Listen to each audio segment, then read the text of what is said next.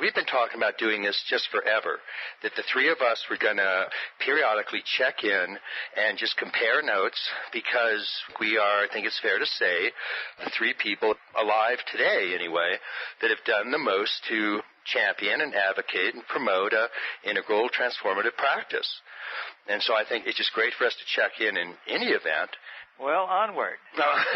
There's so many routes in Eselin for ITP, and so this is a kind of re-embrace by Eselin of this practice that's gone out, widely in the world and is now being well researched.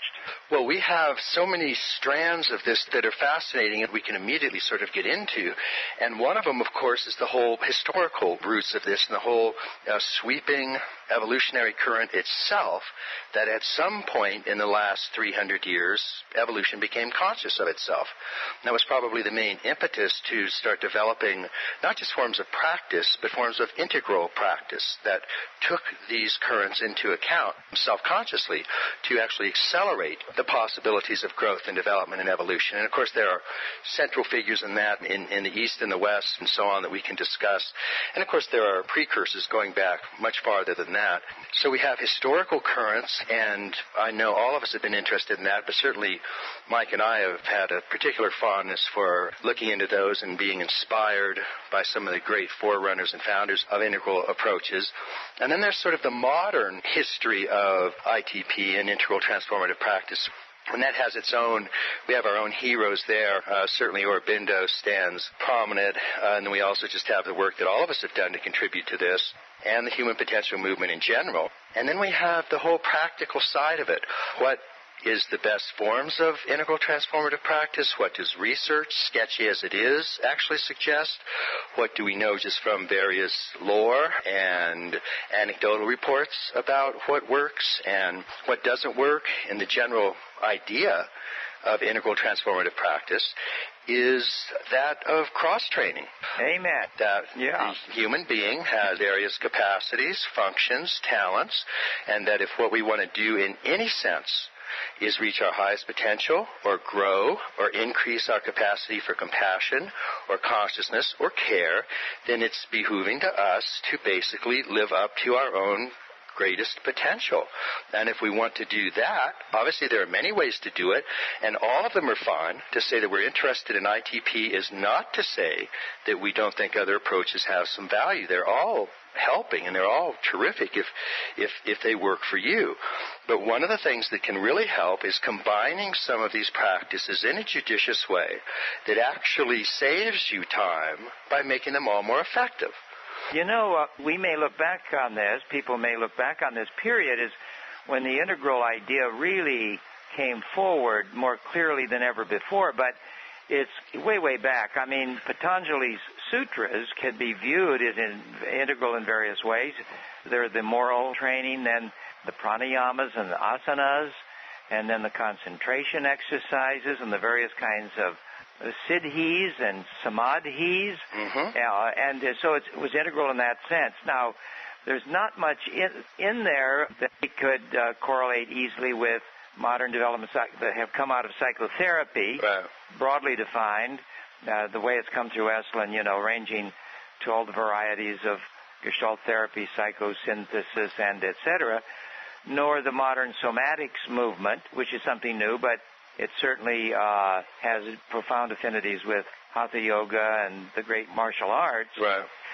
But in any case, the integral impulse has always been there, a sane mind and a healthy body and et cetera, et cetera. But now we can get a fix on it that we've never had before with all these physiological studies. I mean, Herb Benson's studies, of how physical fitness is enhanced by some sort of mantram or meditation thing. And then conversely, the studies that are showing that physical fitness contributes to richness of meditation experience, and all these contemporary studies that one advance on one front can synergistically help advance on another front of human nature, although it ain't perfect by any means, and you need finally to embrace an integral perspective if you really want to harness, the impulses that arise from all parts of your being.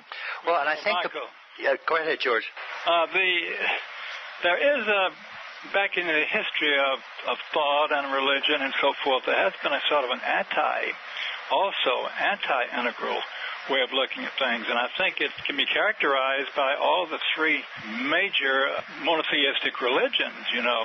I go back to what Ken talks about so much, differentiation, integration, rather than dissociation.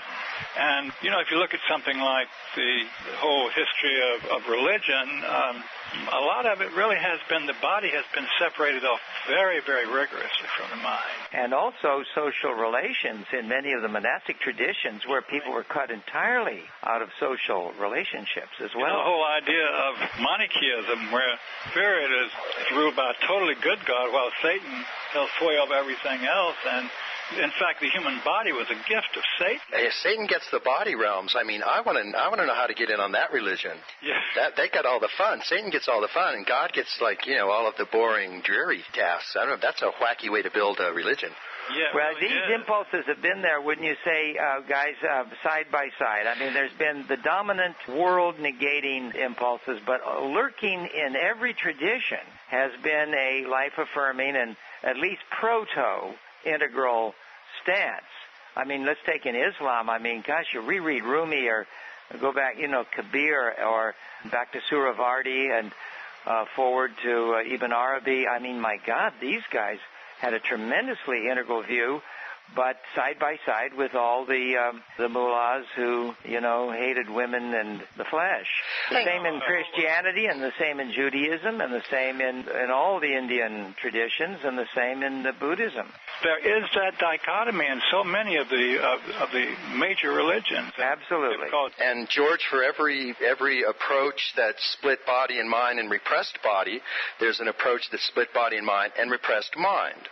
Yeah, right. And merely got into sensory glorification, which is basically as fragmented as mind-repressing body. That's right. And I think what we see in all the currents that we're talking about is at every age, whether it's 50,000 years ago or 10,000 years ago or 10 years ago, there's a body of manifest existence. And you can be as integral as you can be at that stage in evolution. And so we always find great pioneers at every stage, whether it was early shamans 50,000 years ago or Plotinus. It's harder to get more integral than Plotinus at 200 A.D. Right. And then, but each era discovers new truths. Each age, there's new evolution occurring, so new truths are emerging, and the integral impulse has to be reinvented with every new emergence. Beautiful. And so that's sort of what we're doing in a sense. And even at Eselin, we had a dissociation at the beginning in the opposite direction. At Eselin, in the early days, you'd see signs that people would post their own signs, get out of your head and get into your body. Lose your mind, come to your senses. Lose your mind, come to your senses. And I used to just tear those things down because, you know, you don't want to go either way. The integral approach is so much better and so much more life-affirming in every way. I agree, and at every age we find these great integral pioneers, and at every age you find the anti-integral impulse. And I think this has sort of happened just as all throughout history and evolution, as a matter of fact. And one of the great things that's happened, and though particularly this brings us into the whole notion of evolutionary integral transformative practice, and that was somewhere around 200 or 300 years ago, largely in the West, but you can find forerunners east or west. One of the new things that emerged that had not existed in the cosmos prior to that time in any sort of large scale was, as we were saying, evolution became conscious of itself. Amen. And at that point, a new truth had to be integrated if you wanted to be integral. And so that's where we see a whole new wave of types of integral theory and practice coming into being. You could be Plotinus and be incredibly integral, as he was, for what was known at that time. But Plotinus doesn't have an understanding of cultural relativity, what we would call the lower left quadrant. He doesn't have a real grasp of scientific networks, of systems theory, what we would call the lower right quadrant. None of the sages of that time could know about dopamine and serotonin and neural synapses and DNA, the upper right quadrant. All of that came crashing onto the scene with the emergence of a scientific approach and an evolutionary understanding of reality. And so now it's incumbent upon anybody who wants to be integral that they have to add those truths to the great truths that the pre-modern sages had discovered. And that brings us to the whole notion of development and evolution, and that's where we get the great German idealists. Of course, that's where we get Aurobindo. And a lot of what we're doing is standing on the shoulders of those great integral pioneers. And this is a new turning of the wheel. You know, they talk about the turning of the wheel of the Dharma, for example, 3 great turnings of the wheel. And in a sense, historically, we could look at turnings of the integral wheel, understanding that every age has heroes or pioneers that are as integral as you can be at that age. But as new truths emerge, there's a new turning of the wheel. And we are faced, I think, we've been given a new turning of the wheel over the last century or two that it's incumbent upon us to integrate. And that brings us to the present form of integral transformative practice. It understands development, understands evolution, and understands you have to have body and mind and spirit in self and culture and nature, and anything less than that falls on the side of the anti-integral forces today. Well, you know, we talk about this 4-legged stool that ITP sits on. First, there's a vision underlying it, let's say a set of proposals, a theory. Yeah. Then there's a set of practices. But thirdly, there's research and, you know, concurrent. And it was largely George's impulse to make sure we, in our first 2 years of doing this, in 92 and 93, emphasized research. You could call it what Abe Maslow used to call pre-scientific research. Yeah. And the fourth is then, what kind of community or institutional framework do you need to support such practice and such research? Right. And all 4 of those come into the mix and give us the support we need. And I would argue that all 4 are evolving. Yep. That our theories stand or fall with the results of both the practice and the research. And George and I have just kind of redone The Life We Are Given, so they're not going to call it a second edition, but people who buy the book henceforth will see that we've made a number of revisions. Right. George, it might be useful to talk about that because it exemplifies that this is a work in progress, just as we have a Wilber 1, 2, 3, right. 4, and rumors of Wilber 5 emerging. So maybe it's Wilber 6 by now. No, it's 5. It's 5. We got at least 1.5. So at least we're up to 1.5 right. on ITP. But George, why don't you say a few things about the revision of our book? Yeah, there's one, the big one. Most of it was small things, but the big one was on the whole diet thing, the whole nutrition, because right now it is just such a series of confusions. Yeah. Of course, the whole idea that one size fits all in nutrition is a very peculiar idea. And so we tried to get that pretty much out. Also, in our own little, what you might call pre-research, which I think will hold up fairly well, actually, we found out that when people made affirmations, I'm aware of everything I eat, there was a second part of that.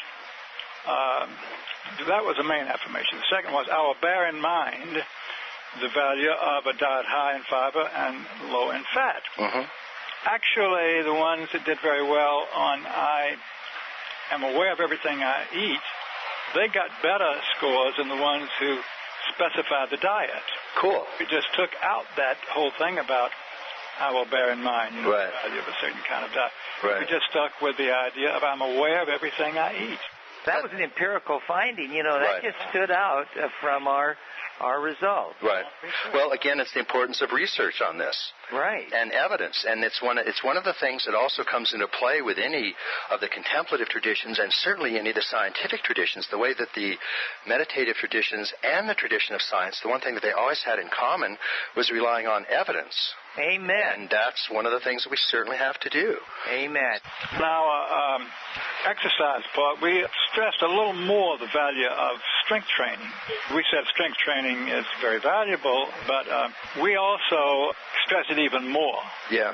Because so much more new stuff is coming out on that. Well, again, that's what happens. That's why any form of practice and any form of knowledge community that relies on evidence as opposed to dogma, relies on research as opposed to opinion, is going to constantly evolve and change. And that's certainly true with diet, and it's certainly true with types of physical training. And indeed, the research on weight training is showing that it really just extraordinary benefits. And so you want to take those into account. And on diet, we sort of have a couple of options now, because the research seems to indicate that one of two types of diets can work equally well for different people. And one of them is keep fat under 10%, and the other is keep carbohydrate under 10%. Right. And either one of those seem to work really, really well for different people. Right. Well, I've shifted recently in my diet over to a very low carbohydrate diet and have lost about 27, 28 pounds. Yeah. You know, it's amazing how it comes off. You know, just have a salad at night and, you know, a couple of glasses of wine, and I'm a happy guy.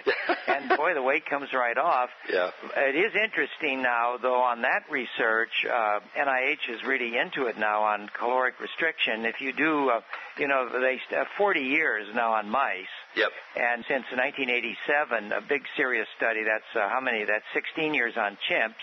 And now 4 years, it's not generally known, on a pretty big cohort of humans. And so far it looks pretty consistent across mice, chimps, and humans that, of course, they can't say this definitively with humans yet, but you get a 30% increase in the life expectancy that you had at the time you started this experiment. Right. Isn't that interesting? Yeah, and it's the only thing really that's been demonstrated to extend maximum lifespan, not just average lifespan. And that's what's so very interesting. Yes, Ken. Yes, thank you. That's the key. Yeah. And of course, they do not know yet the mechanisms. Yeah. But that comes later.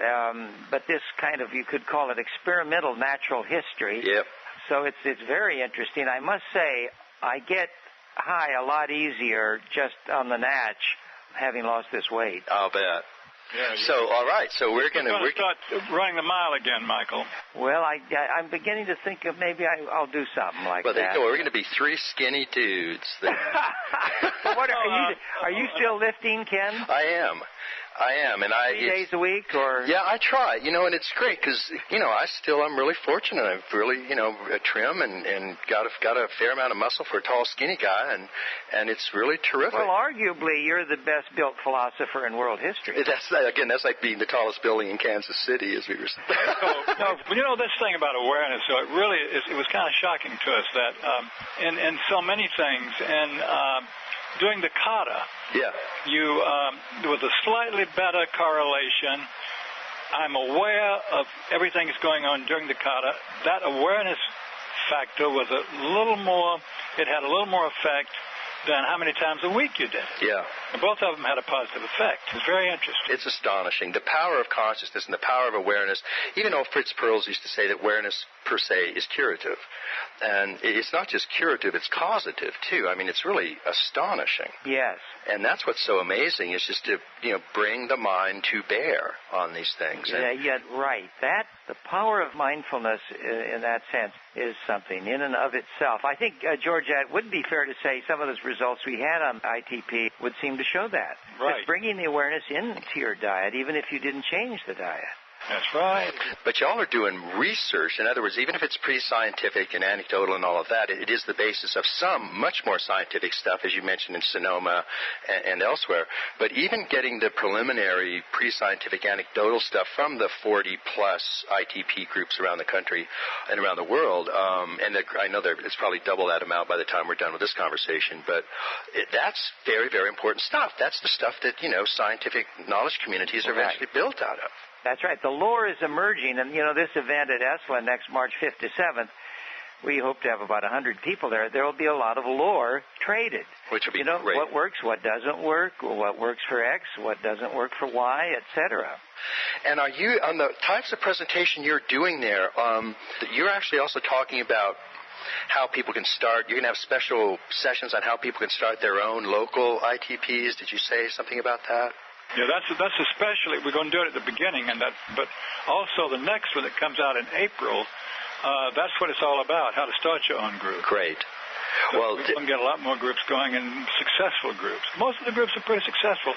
The Mill Valley group that has continued our original group now has 52 people, and they turn people away.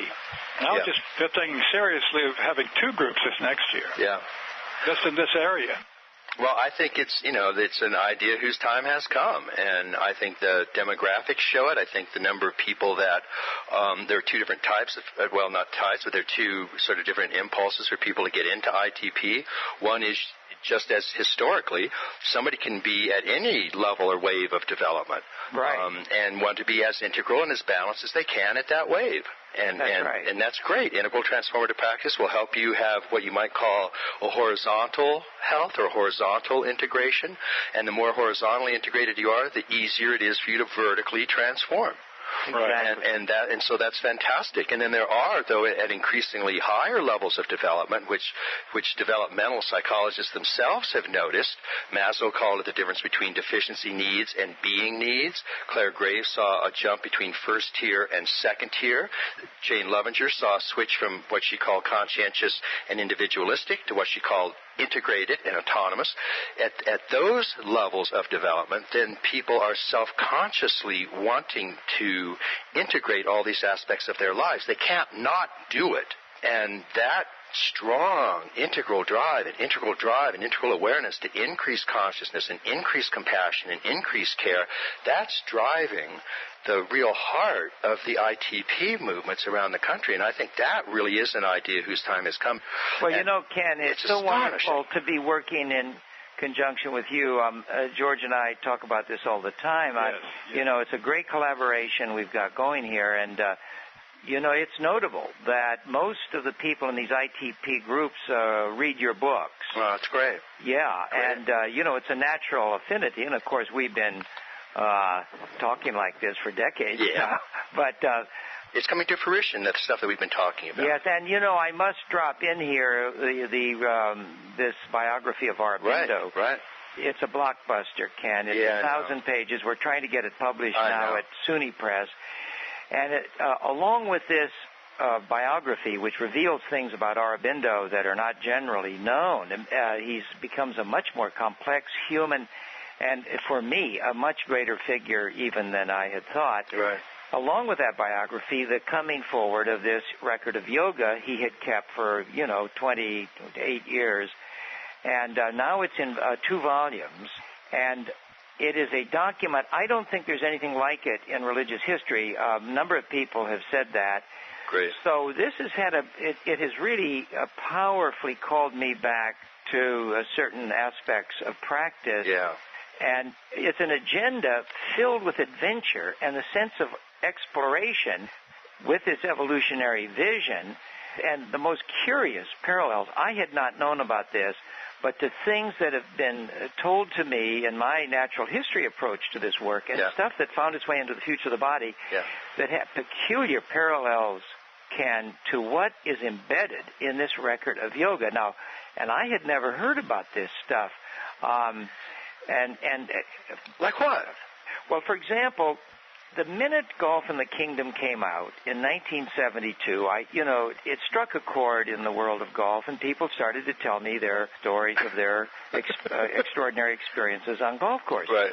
There are literally dozens of these siddhis that appear in the common life of the world that go unrecognized. Right. But in any case, the extent to which Aurobindo made this a daily adventure, where he was anchored in these great realizations, first of the silent Brahman, then of this cosmic consciousness, the oneness of things, and then what he called the ultimate experience of the Purushottama, which we could say was an ultimate sahaj or non-dual realization, where the supreme freedom and the supreme identity was realized simultaneously, and this constant joy of every moment that with it, but coming again every day to that realization, anchoring himself there, and then experimenting with all these siddhis. Boy, it's a hell of a record, I must say. That's fantastic. But this was also looking at Aurobindo's autobiography and was bringing some of this stuff up with you, and all the way back to when you did Golf in the Kingdom, and kind of reaffirming your interest in the whole shebang. Well, it's, my friend Duncan Bazemore said, well, maybe the same calling came to you. And I said, well, it's a calling. You can put it that way. But rather than invoke any kind of occult agency or whatever, The analogy for me is that we are all like natural historians. Yeah. And once you wander on, let's say you had been doing all your works on the plains of Nebraska, and suddenly somebody got you to the Serengeti Plain. Any moron would say, hey, look at that thing with the stripes, right. That zebra. Look at this one with the long neck, this giraffe, the lion. Once you go out into this territory that we're exploring, as natural historians, you could argue, that's the analogy that strikes me very compellingly. We're bound to move into these things and try out these things and do these things. You see what I mean? Michael, you know, it really, I'm thinking about two things about Aurobindo. First of all, he was quite Western. He spent the early part of his life in the West. Until he was 21. That's right. And secondly, correct me on this, but he really never had what you would call a guru. No, he never had a guru. He did have Lele, was the way you pronounce it, Leonard, who he was with for a couple of days that gave him that first breakthrough encompassing realization of the silent Brahman. Yeah, but I think because he did not have to follow the dictates of any one culture or any one guru on a long-term basis, could be one of the things that made him so open to these ideas and the integral idea. Exactly, George. Right on. I would think that freedom plus stationing himself in an evolutionary worldview. Yes. Well, that's what we were saying in terms of turnings of the wheel of the Dharma, the integral Dharma in this case, and however many wheels we want, we can have 2 or 5 or 20, but the most recent big wheel integral turning was with the emergence of the evolutionary view, which really is about 200 or 300 years old. Right. And I think there's a whole, and Aurobindo was the first real genius to catch that wave in an East and West fashion. And even though he didn't have an Eastern guru, he obviously was steeped in the lore of that, and through his blood ran the mothership of India. Right. And so he's the first, we get the first evolutionary and East/West genius. I would say that. He brought a genius for realization along with his big intellect. He was truly a man of many cultures, so that intellect, plus that stance, plus this tremendous contemplative opening, and I tell you, it's helped unstick my approach to practice, and it's so adventurous, his approach.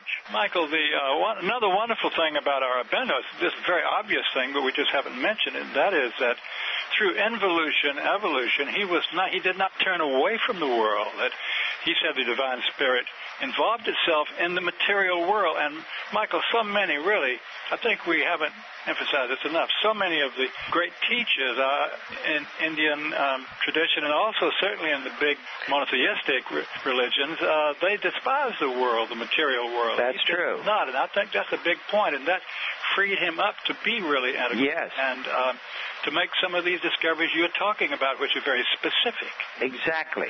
I just wanted to make that rather large point. Well, that's very important, George. I mean, they say in golf, the shot you get conforms very closely to the last thought as you come into impact.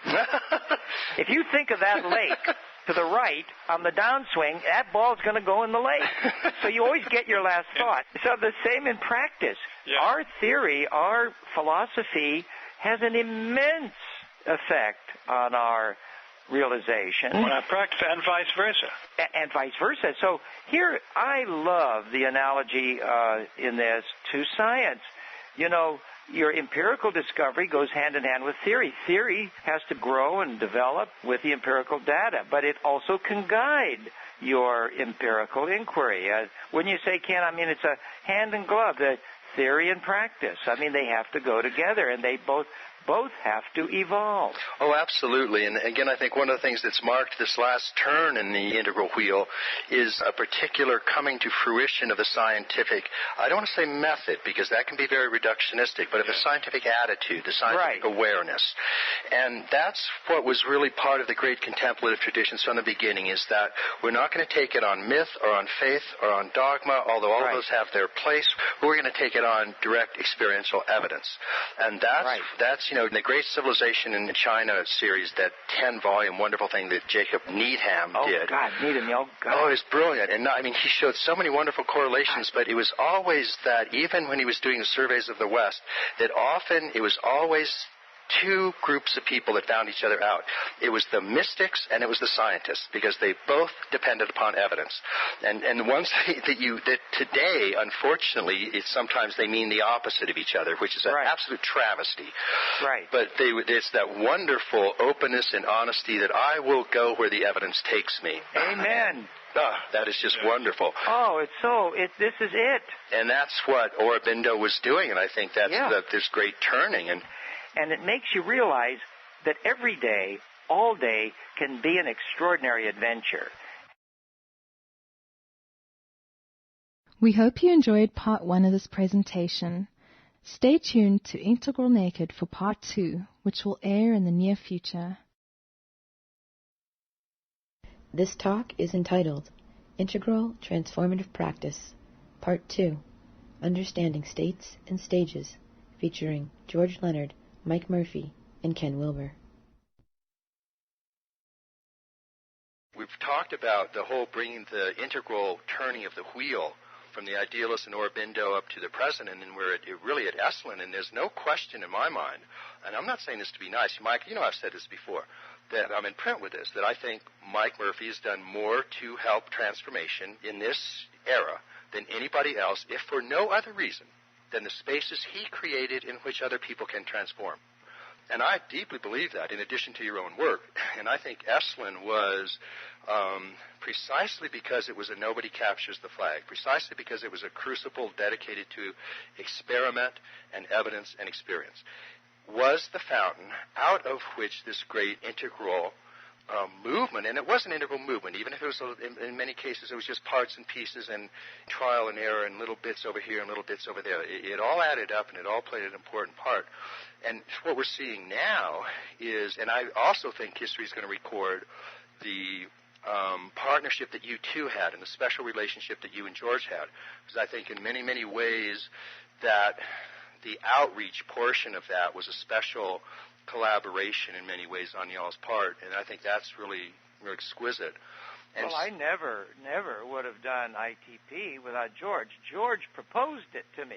You know, he had read The Future of the Body in its various drafts, and then he had developed a variety of practices. You know, not only Aikido. I mean, George is certainly he's the best known Aikidoist in America. Yeah. But also the Leonard energy training and various other things. And then he proposed that we put all our works together. We'd been doing it in various other ways. But so, yes, it was this collaboration, and out of it came ITP. But I wouldn't have done it if George hadn't proposed it. Which is what I think is so great, though, if we could just bring it up into, indeed, focus on the 19th century, and particularly leading up to the human potential movement in this country, because you two were pioneers in that very specifically. And, I mean, we also have the gentleman on the phone who named it the human potential movement. So I'm just curious how you would, and let's just exempt ourselves from this discussion now so we don't fall all over each other expressing our admiration, which is very genuine. But where do you pick this up? I mean, we obviously have heroes into the 19th century. One of mine, of course, is James Mark Baldwin, who is the first really genius developmental psychologist and actually influenced everybody from Piaget to Kohlberg, Keegan. Everybody is standing in James Mark Baldwin's shadow on this, and he was around the turn of the century.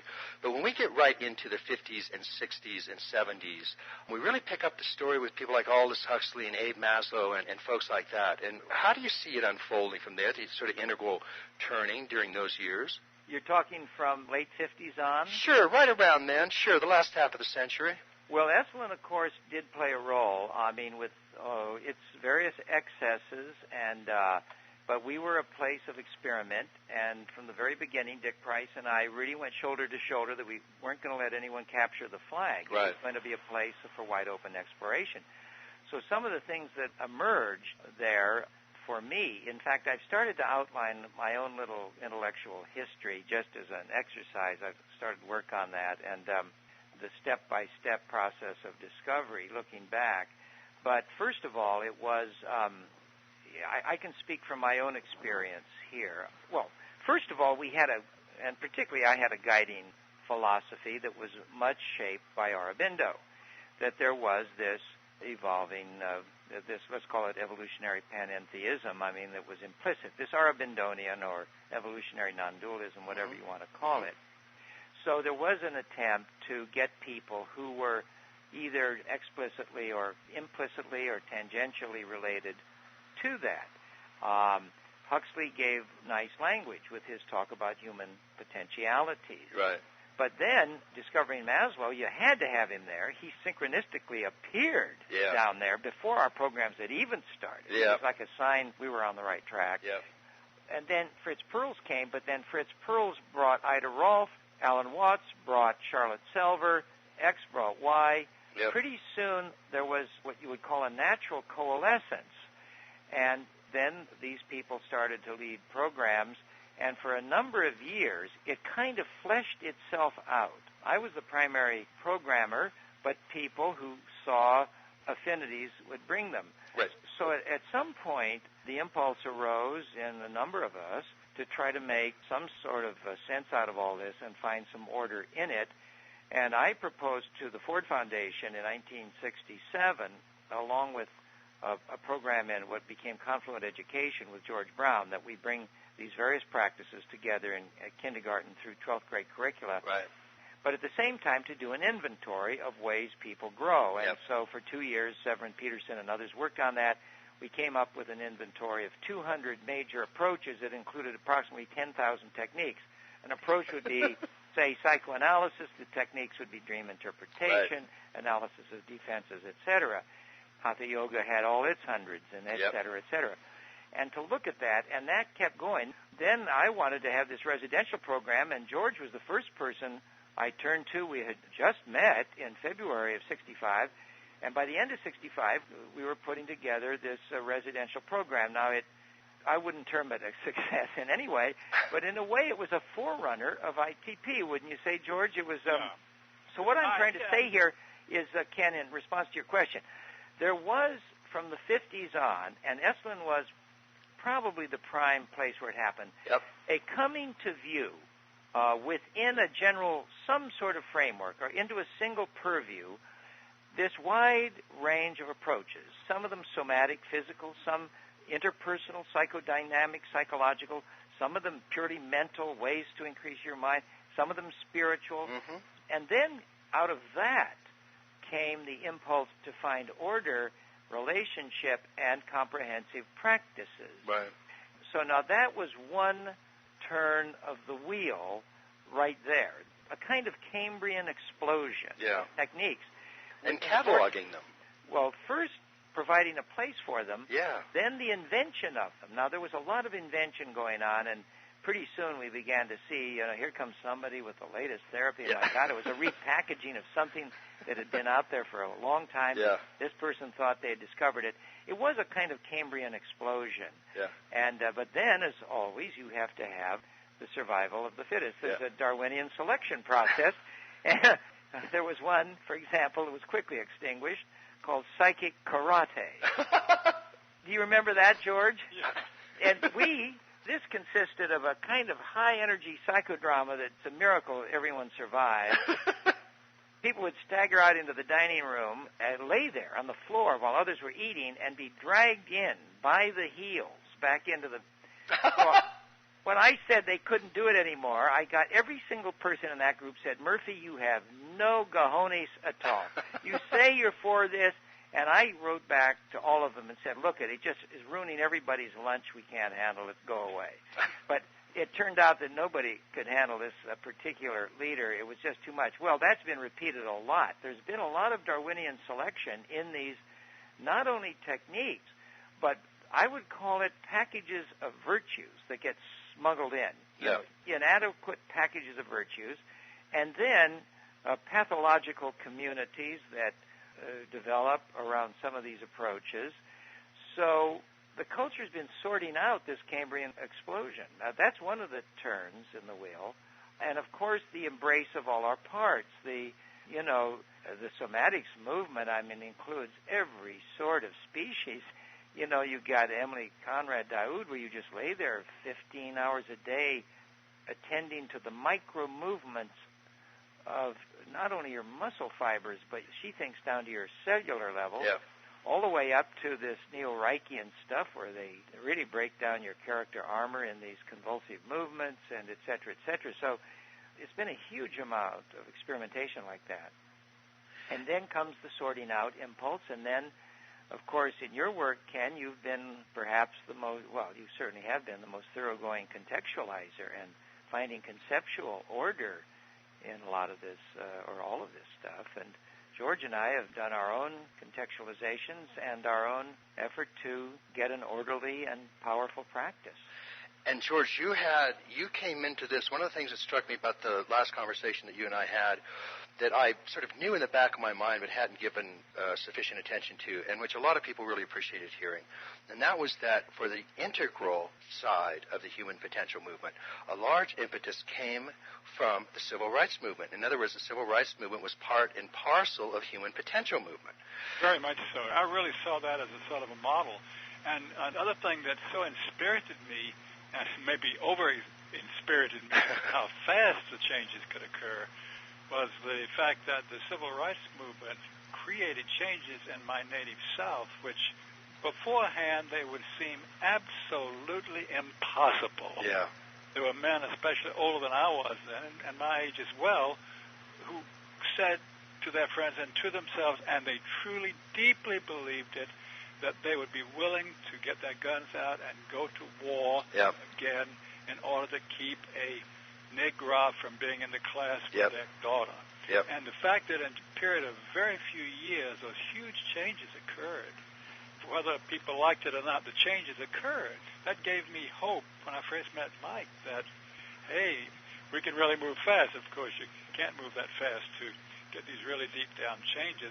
It had been percolating since the Revolution, when they had to postpone the racial problem. And then the Constitutional Convention, again, they postponed it consciously, our founding fathers. And then we had to fight a war, and we won the war, saying we with the North now, as a Southerner. And then everybody just got tired of it and let the South take over again with the whole sharecropper idea. So the American Revolution was not really completed until the late 1960s. And in a sense, which I think is really important to remember for several reasons. And one is that it's obviously an integral approach for us. One of the ways that I talk about it, as you know, is the simplest way to talk about it. It's much more complex than this. But to me, the simplest acceptable definition of integral for today's world is it seeks to exercise body, mind, and spirit in self, culture, and nature. And the body, mind, and spirit is sort of the spectrum of consciousness, or the levels in the great chain, or however you want to think about that. And self, culture, and nature, or I, we, and it, or the good, the true, and the beautiful, are the quadrants. And so you want to have all quadrant, all level approach. And the culture, the change in culture, is what civil rights reminded us can be done. There's a higher conception of human nature in self that was embodied in culture, and that was extremely important. That's well put. Well, thanks. And the last thing I want to say about that, too, is that if you look at the lower right quadrant, the techno-economic mode, and this is another reason we have to be integral, 97% of agrarian societies have slavery.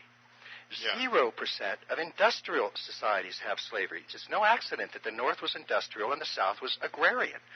And until we had an industrial set of values, and this is industrial in a positive sense, meaning world-centric values, then we really couldn't get rid of slavery. And so that's another part of an integral approach, is looking at all the quadrants and all the levels. But it's so important in the human potential movement that this point that George is making, it be added to the points that we're making. I know we all agree on this, but my experience is that any human potential movement that leaves out body or mind or spirit and leaves out self or culture or nature gets in trouble. They're not being integral. A lot of people want to say Eselin is moved from the me to the we. But I do have to say that we, from the beginning, kept talking about the coevolution of personal and social transformation. Absolutely. You know, I remember in 1963... You had workshops on it, on race relations. Oh, we had workshops, you know, for example, the whole thing with China. In 1963, we had quite a meeting down there on that. And a lot of stuff on ecology. In the early days, we had to define for our readers what ecology meant. It's funny. That was a new word in the 60s. Yeah, I know. They would have confused it with ethology. Yeah. And people say, well, you're studying animals? And I say, no, ecology. So we'd have to define it. It was a new coinage. Yeah. And, But, yes, amen. We're sort of talking about the general scientific spirit, and learning is trial and error, and anybody in science will tell you, Karl Popper's made a fetish out of it, but anybody in science will tell you that failures are just as important as successes. You learn just as much. Amen. Oh, God, that's great. And it's so important for that. And Amen. I look back in the last 30 years, and half of the stuff that I learned, really important lessons, were just catastrophic failures. From failures, we learn this stuff. And then there's all the positive things that we learn. We have all this wonderful cataloging that you were talking about, and these, thousands of techniques and what they can do and what they can't do. And now we're right at the point, I really believe, looking back now on the 30 years that we've all sort of been involved in this, that it's just at this time that we can even begin to integrate all of those differentiations and all of those new emergent practices. I look back at the 65 residential program. Both Fritz Perls and Dick Price said to me, this is premature. They were not against it.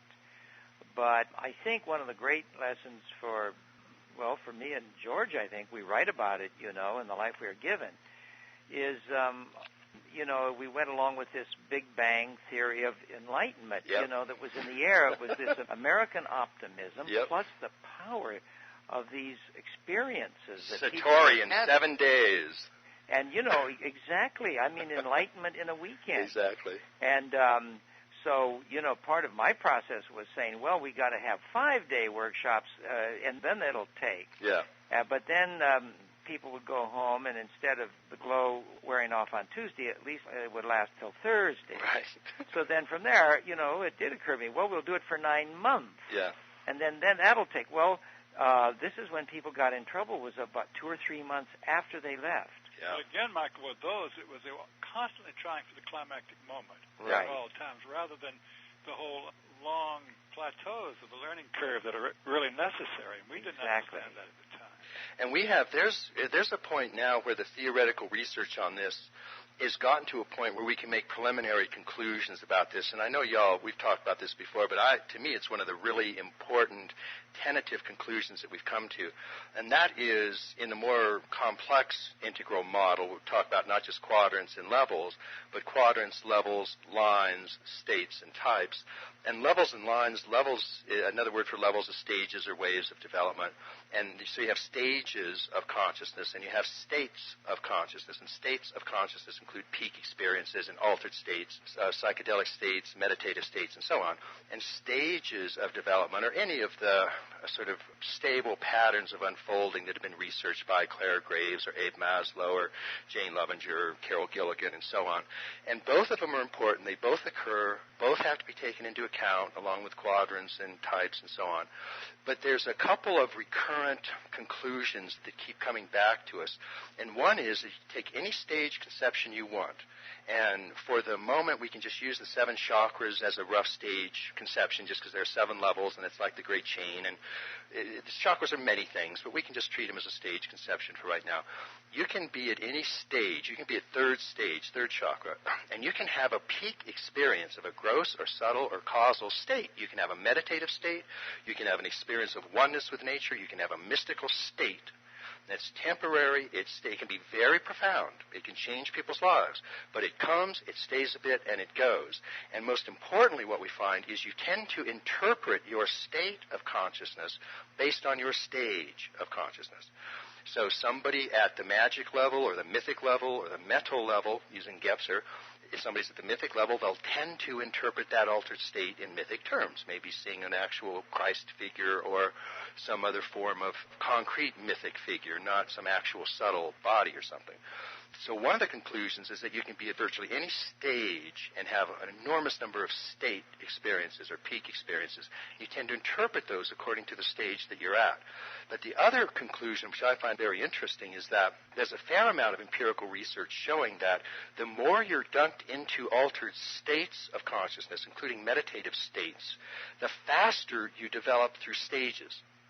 So it's as if every time you have an altered state, it's a micro disidentification process. It shakes loose whatever identification or attachment you have just a little bit, and you can move to a subtler or higher, deeper stage. When you say this is empirical, I mean, whose research are you thinking of there? Roger Walsh has correlated a lot of this. Some of it came out of, the initial stuff came out of TM, but other types of meditation research. And Suzanne Cook-Reuter, who's Jane Levenger's main successor, has done a great deal of research on this. The altered states relation. Yes, and meditative states. Well, I'll give you a really quick example. Is you can take people using the Jane Levenger scale of development, which is a very sophisticated scale, very hard to fake. And there's approximately 2% of the average college population is at her two highest stages, which she called autonomous and integrated, and are roughly equal to yellow and turquoise in the spiral dynamic scheme. After 4 years of meditation, that 2% goes to 38%. But nobody skips stages. And it's very similar to what Aurobindo said, which is you can accelerate speed through the stages, but you can't permanently skip stages. And so there's a fair amount of research suggesting that. What I like about that is it allows us to be inclusive and integral again, because there's an enormous amount of research on developmental stages, and there's an enormous amount of research on states of consciousness. And people, again, usually get in trouble if they try to leave one or the other out. Yes, that is really important. I feel the same way. That is very important. It's good stuff because, again, the research on both of these, the research on meditative states, we know that there are phenomenologically meditative states, and the amount of research on that, really, and just even our ordinary experience tells us that that's the case. And there's a great deal of research on various stages. And so what we're seeing is, I think, very important because I sort of technically phrase it by saying anytime you have an altered state that is bigger than your interpretive capacity at the moment, then it forces you to grow. And that's basically what happens. You're moving. It disidentifies you with your present stage, and you can move to a higher stage. You can't skip stages, not true stages. So that's an interesting piece of information because what it gives to both sides of that argument their proper due. People can go into a weekend encounter group, for example, have a big bang, and it's important. They can have an experience of causal formlessness. They can have an experience of subtle oneness with deity. They can have an experience of gross unity with all of nature. But they come back out, and if they're at red or blue or magic or mythic, or if they're at stage 3 or 4 or 5 in moral development, that's where they're going to be. But it slowly helps them transform to higher stages. So that's where both a weekend workshop can be helpful, but ITP is necessary because it's the integral transformative practice that converts temporary states into permanent traits through stage we or have development. Not, George, isn't it fair to say we have not used this formulation in ITP that Ken's unpacking for us here? It's going to be very, very useful tonight. Yeah, I think. Just bring it up. I think we should start introducing this one right here. It's implicit, Ken, in everything we do. It is implicit, but it's useful here to unpack it. Now, one of the good things, George, I think the way we're working with our gang here, in various formats and in various ways, is a kind of slowly evolving language of how to talk about all of this and how to make it practical, Right. But anyway, this is very, very important. The year that The Life We Are Given and SES came out, in a sense, mid-90s, 1995-ish, was, I think, a real opening for this stuff. And I think that is a confluence and a coming together Absolutely. Of all of these currents. No, there's definitely, that is an obvious confluence. And Future of the Body, and and George's whole education, ecstasy, mastery, all of that. Well, this thing is, our work has been co-evolving here for 30 years. Sure. Now. And we're still unpacking it. Yep. It's constantly emergent. It's an emergent phenomenon. Let's try to plan one of these again, but then let's really sit down and talk about all the pragmatics of ITP and what's required and what we know about it and where we need to go from here. Oh, George, wouldn't that be good? Let's frame some of the central questions. Exactly. Ken, when you become a traveling man again, you ought to come down to this thing. I know. You ought to come down. At least come down. I know. Come down at least for bring a friend and just come down for a night. I know. I tell you, if I do anything, that's top of the list. I guarantee it. That's so important. Everybody would be thrilled if you were there. We'll fly you in a helicopter. Listen, the Beatles came in a helicopter down there. And so did Werner Erhard. And Werner Erhard. There you go. So you... I'm in good company. That's right. Okay, guys. Okay, it's wonderful talking with y'all. Thanks, George. Thank you both. Bye now. All right. We hoped you enjoyed Part 2 of this presentation.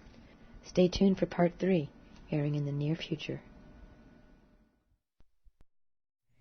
This talk is entitled Integral Transformative Practice, Part 3, Putting the Multiple Lines of Development to Play, featuring Mike Murphy, George Leonard, and Ken Wilber. I really want to bear down on this issue that I mentioned at the beginning, which is now the practical side, now the ITP, the actual what modules do we have and how do we group them together, and what research do we have on this, and which of the 12 developmental lines, let's say, just say the roughly 12 intelligences, you going back to future of the body, let's just use 12. What of these are crucial, most important ones to help transformation? Obviously, cognitive line and self line and probably energy and interpersonal and so on. That's a great, great, great question. It's a big question. And that's a great question. I mean, we're at a stage right now where the questions are important, obviously. We've got to be asking the right questions in here, don't you think, George? I mean, definitely. That's a good question. I mean, which are the crucial lines? And that's a very good one. I think it's a good one. And what was that? What combination? And what combination? We know that cross-training works. So you can sort of imagine a series of experiments in your head. Some of these we could probably actually do, but they're more sort of thought experiments. But you can take a group of people that are, let's say, and do just Vipassana, and I know some of this, a little bit of research has been done on this, but doing just Vipassana, a group doing Vipassana and weightlifting, a group doing Vipassana, weightlifting, and, let's say, Gestalt. Some good, quick psychodynamic thing. Now, let's say you just take those three populations, everything else considered equal. The question is not, are they just more balanced or more integrated in a certain sense? That's almost certainly going to be true. The question is, judged on the basis of the Vipassana teachers themselves, which of those three groups make the most progress in Vipassana? Yeah. And the hypothesis is the people that do all three do Vipassana faster. Yeah. Those are the kinds of questions that we can start to ask. There are thousands of PhDs and research projects. Oh, my God. Oh, my God, this is the mother lode. It is the mother lode. And you can come at this every which way. I mean, that's a very good one right there. That's a great one. You know, by the way, there's quite a few of these in sport. Yep. For example, they started this one, 20 years ago, 3 groups. One group just practices physically. One does just mentally, and one does both, and the obvious answer is the ones that do either the physical or the mental, past a certain point, they're about even. Let's say in basket shooting, people of roughly approximate thing, which is interesting that visualization can have that much effect. But obviously the ones who do both do the best. Right. And Mike, you and I used to kind of joke because Houston and Ram Dass, bless their hearts, who are our comrades in many ways, but we've been on the opposite sides of the evolutionary street with these boys. And Houston used to say, well, all of you and Murphy and George, and you want us to do all those things. We don't have enough time to do all of that. And we always say, we don't have enough time not to. In other words, this is the quick route. Yeah. And simply trying to take one developmental line and push it into God is very ineffective. You know, one way to look at this question about what's the best combination is if you take the notion that the integral will not be mocked, the return of the integral, in Freud's sense of the return of the repressed. It'll come back and get you. What you neglect will come back and get you. Now, that's actually not true of all of our attributes, I'm convinced. But there are certain ones or certain aspects of our life that it is certainly true. I agree, and that's why we're saying what are the crucial ones? Yes, what are the most crucial? Yeah. What ones? And certainly physical health and fitness is crucial. Yeah. I mean, it's just the most practical thing in the world. And certainly meditation is crucial. If you do not start to do this, it's like a whole civilization forgot how to shit, The people aren't all meditating, some bit. You get so much. Yep. There are certain ones like this. If you do not attend to your relationships and make a real commitment to them, boy, you pay in 1,000 ways. I think it's, for me, the minimum thing that I was talking about earlier, the shortest acceptable definition of me for integral, as I was saying, is body, mind, and spirit in self, culture, and nature. And those 6 right there, if you're not doing those, you're going to get into trouble. And people can even spend a lot of time on their body, mind, and spirit, but if they're not doing culture, that is to say interpersonal relations, they get in trouble. I think these are the types of questions that we increasingly want to come down to. We want to say, look, here are what we think really are the 6 fundamental modules or intelligences that you have to deal with. And then here are 3 or 4 electives. It's interesting. I think all 3 of us share this marvelous double impulse. On the one hand, to go much, much, much more complex, and on the other hand, to simplify. Exactly. I would argue both of us have this impulse. So I think that's for right. example, ask me, what's Eselin about? I say, all right, do you want the 2-word, the 6-word, the 1 sentence, the paragraph, or the essay? And you've got to almost learn like that. And this is what you're doing here. You got the 6-word thing. You got the 2-sentence one. You got the 6-volume one. Yeah. You got the 30 volume. Yeah. Go read Wilber if you can ever catch up with him. None of us can read as fast as you write, but. Well, George, anyway. This would also, we've talked about this in terms of modularizing ITP. And let me just give you one quick example of what I see happening, let's say 5 years from now, even on online. It could happen sooner, and we're already doing it to some degree, and I'm sure many of your ITP groups are doing it in their own way. But you can, for example, I can see a computer setup where somebody would come in and they would answer 30 questions, which would be a kind of assessment tool. And just for the heck of it, we can use spiral dynamics without getting too wedded to it. Because people come in at orange or green or yellow, they have very different types of value structures that they're going to be comfortable with. And you have to kind of talk a different language to those 3 groups because they really don't get along very well. But so somebody would come in and determine what value structure they're comfortable working within, because they're going to get more motivation if you can talk in a language that they can hear. And then you say, how many hours a week can you devote to this? And some people only have 1 hour a week. Some people have 1 hour a day. Some people have 2 hours a day. So once you get a kind of a sense of the level of work that they can do, then you would say, what goals do you want out of this? What are your, how old are you, etc. And they can sort of self-design. They can pick from among these modules, and we'll say, here are the 3 or 4 we think are absolutely crucial. These are core. You can't not do these. You have to do these. But then here are 2 or 3 others that you can choose, and then here are some other electives. And then within those modules, like in the physical module, you can have different acceptable diets. One could be low fat, one could be low carbohydrate. As long as you stick to them, they both have been shown to work. You have, weightlifting and so on. And then in the meditation module, you can have Father Thomas Keating contemplative prayer. You can have Zen. You can have TM, whatever. You can have a choice among those. You would have an intersubjective module. You might have a psychodynamic, etc. And I think we're going to get to a point where we can really help mix and match for people based on assessment tools and their personality and their inclinations, their own present general wave of development, and sort of help construct ITP modules, practices for them that are really tailored to their needs and their capacities in any moment. And I can just see those kinds of things really, really getting out and having a wonderful impact. George, you're so good at writing these things. This is also something I would love to see at some point, really continue to evolve communicating this type of ITP practice. Yeah, George? It'd be very interesting. Yeah. Very interesting. I'm just thinking, you go right along with the regular practice, and then you have these modules. Yeah. And people are doing that, but sometimes not wisely. The idea developed here out of our community ITP, of having different groups that broke out, our pods. Right. And some of them, have worked out well, and others not so well and haven't lasted. But it's in this direction in a way. Uh-huh.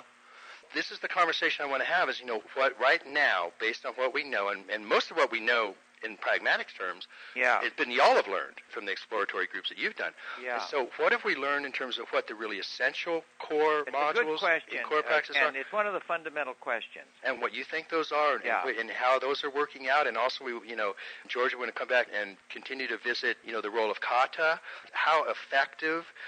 Let's say that we take kata as a gold standard. Here's another research question. In any of the modules, in this case kata might be in the subtle energy exercise module, as you move away from whatever the gold standard is in that module, how less effective does it become? How does this relate? For me, more and more, it's becoming evident in this whole encounter now, again, with Aurobindo's record of yoga, has reaffirmed this, that we need certain anchoring realizations. In other words, to attend to them in our lives. And it seems to me have to be, let's call it a spiritual element, transpersonal element, however you want to characterize it. And then there has to be a gross physical anchoring sense of practice in which a real commitment to health and fitness that can be attended to every single day. Some of these anchoring realizations which give us the satisfaction of progress, because to watch them, to experience them as they open and develop, are so empowering, not only for what they give us immediately, but for the general empowerment that we're getting somewhere. Right. But then what I also take from Aurobindo is the fact that along with these anchoring realizations, you can have a constant improvisation that makes it enormous fun and makes it alive. And you see, so it's a combination of short-term and long-term practice. Well, you could have a pod that would keep a record of the experiments. Right. In addition to the basic intentionality of the affirmation. Right. Yeah, Dick Baker has a nice thing, distinction of the three types of Buddhist vows. There's life vows. Those are the vows you take for life. Yeah. And then you have your medium-term vows in which, let's say, I'm going to work on this dimension of my being. Right. And then there are the daily vows.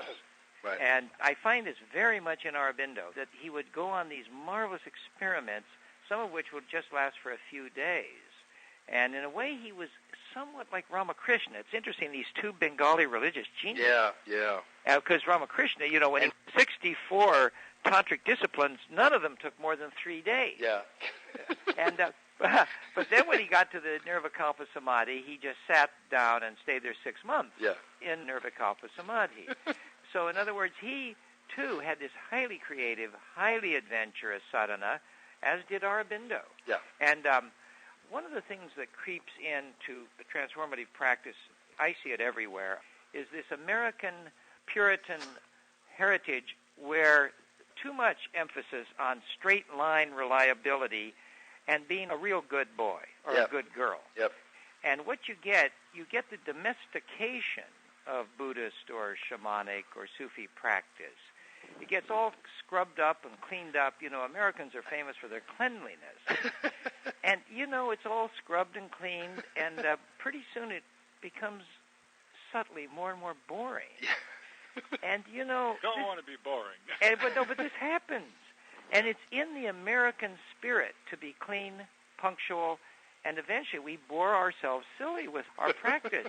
I mean, and reading this record of yoga, there was anything, Aurobindo, it turns out, Ken, smoked these cheroots. These are like a halfway between a cigar and a cigarette. Yeah. And so one of the disciples there said, oh, you have to stop this. I can imagine what it sounded like. You must stop it at once. It is, you're coughing and all of this. And Aurobindo says, if I have to give up smoking because I'm too weak, I'm unworthy of this yoga.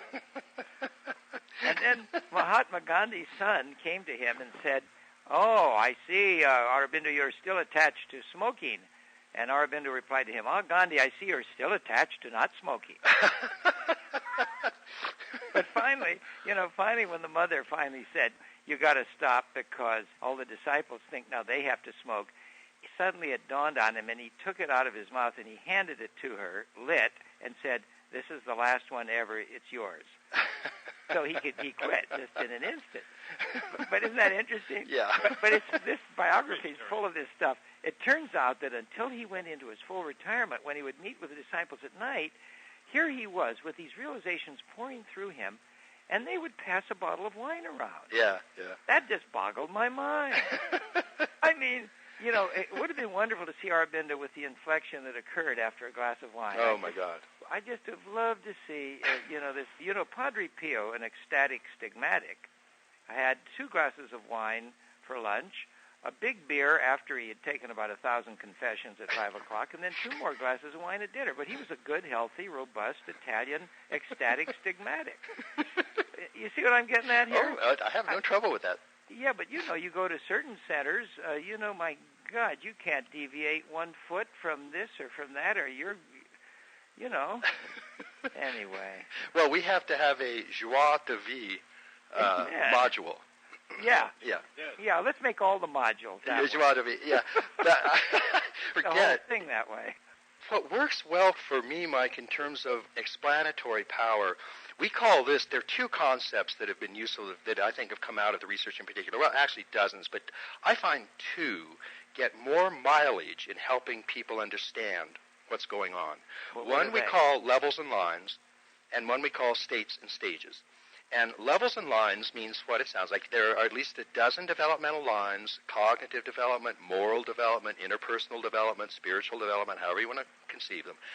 And research is very clear. There are multiple intelligences. Those are developmental lines. You can be highly developed in one line, like cognitive, and low developed in another, like moral. So you can be at different levels in different lines.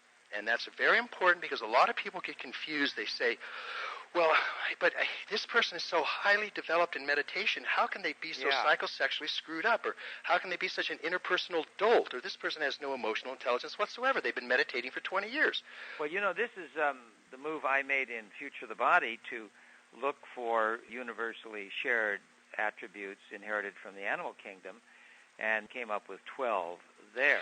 Which I think are developmental lines. I do. Yes. I think those well, are, they yes. can be, well, they are, because each that was the whole... Exactly. That's the central thesis of the book. And then how do you, say, develop your perceptual abilities? And, of course, then that fragments out. Say, within the field of perception of the external world, there are many, many kinds of perception. Certainly you can take the 5 senses or the 7 senses or whatever, however you want to do that.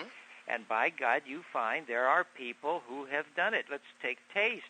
There are wine tasters who can make more than 10,000 discriminations. There are the olfactory. I mean, there are perfume testers now they claim can make 30,000 And that does not mean they're going to have excellence in another line. Those are separate intelligences. That's the joke. Where we get hung up with stages, that's why I loved it when you introduced waves. In other words, we don't want to get too fixed, do we, and see that the shadings are so exceedingly fine that, it would be hard to say when one ends and the next begins. What it's better to see it is, I think, is a spectrum of ever-increasing peace, serenity, and depth of the silent. However we conceive the waves of consciousness, the point is that if development occurs or if evolution occurs, then it's moving in some direction. Right. Well, that's the point of it. And so there's a scale, a spectrum, and they can be colors of a rainbow, like a rainbow, but let's just number them and say that there are 7 waves, and you can arbitrarily do it. You can say there are 10 or 20 or 50, as long as you know what you're doing. But what we find is that these different developmental lines flow through those waves. So whatever the expanding scale that you use for evolution is, in a sense, irrelevant. Whatever that scale is, we find that these different modules move through it. Well, That's levels and lines. Yeah, well, an analogy, a map with your latitude and longitude. Yeah, exactly. And now it's very useful, as long as we realize that the map is not the territory. It's back to Korsybski 1A here. See, I appreciate that very much in your formulation, how it developed out into these lines and... waves. Yeah. To indicate looseness of it. But the wave part, the levels part, means whatever you mean by evolution, that's a level. Because evolution has a directionality, and therefore there's a gradient. It doesn't really matter what you mean, but that gradient, what's so interesting, is that gradient is the slope that these developmental lines run down. And so you have these religious geniuses who were, physically totally undeveloped, and often were socially reactionary. Exactly, and that's levels and lines. And people know that that's happening. They know that Bill Clinton is good in some stuff, and he's a nightmare in other stuff. And they know that some Zen masters are really good in some stuff, and they're a nightmare in others. And levels and lines, they get it immediately, they agree, and that's fine. And the other is states and stages. And that also gives us a lot of importance, because there are people that really don't trust a developmental scheme or a transformative practice because they say, what do you mean years? I go out and I'm one with nature and I take ayahuasca and I have this state experience. You guys are just a bunch of fascist dickheads. And they just want to get into states. Now, we're not denying that states can occur. You can have gross, subtle, or causal states of consciousness at any stage you're at. They can be very, very profound. You can have nature mysticism, deity mysticism, formless mysticism, experiences, because people wake, dream, and sleep. Even infants wake, dream, and sleep, and those are gross, subtle, and causal states that they have access to. But you tend to interpret it according to whatever mental apparatus you have present. So your developmental stage colors the interpretation of these states. So that allows people to say, that makes sense to me. Because I can see now that I can be whatever stage I'm at, and I can have these state experiences. But if I want to grow and make it permanent, then I have to go through some sort of development and permanent unfolding, some sort of evolution to a point where I can hold this permanently in my awareness. And that requires development and some sort of stage unfolding or evolutionary unfolding. And that makes sense to them.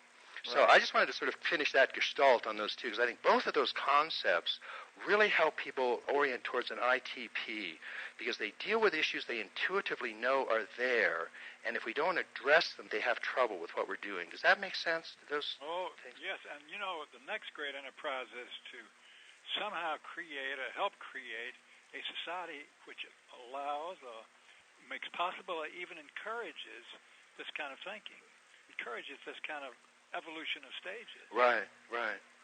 Thank you, brother. And Mike, that makes sense to you in a general sense, yeah? Oh, absolutely.